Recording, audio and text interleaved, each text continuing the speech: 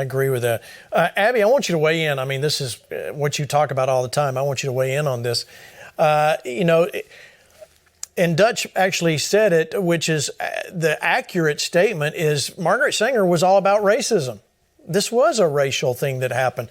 What do you see about what we do now? Where do we take this now? We got heartbeat bills with Texas, Mississippi's coming up. Where do we go from here?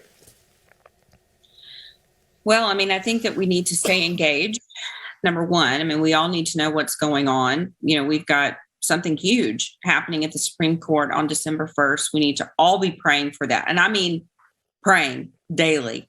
We all need to be putting this on our prayer list. We need to be praying for the Supreme Court. I don't know what's going to happen, but I do know that we have an opportunity right now. The Supreme Court has an opportunity right now to actually overturn Roe v. Wade. And if that happens, Gene, that means that approximately 26 states in our country would immediately make abortion illegal. That's an enormous opportunity for not just the preborn right. in our country, but also for their mothers, right. for their families, for their fathers, all of these people whose voices have been stripped away because of abortion, their voices could be returned to them. And all of these people who are living lives of regret because of abortion.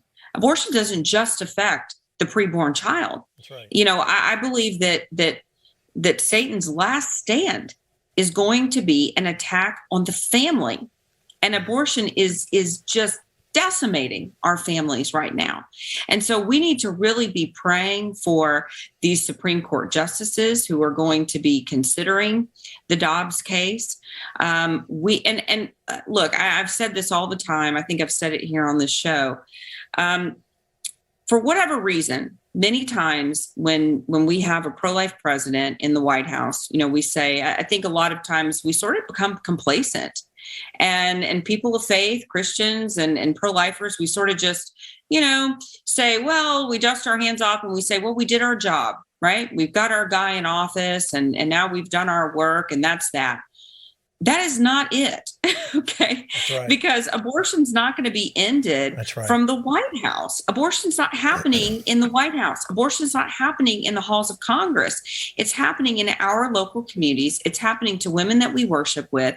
It's happening to women that we, you know, walk in the aisles of Walmart with. It's happening to people locally to us, to women that we know, women that we worship with. We have got to get involved. Abortion is going to be ended at the grassroots level. It's going to be ended because the churches actually stand up and do something. And that's going to be because of all of us, because we are crying out for justice, because we are actually getting involved in doing something.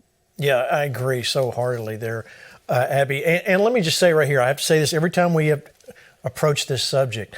We are not, if you're a woman who had an abortion, there's no condemnation here. There is nothing. We're not putting any of that on you.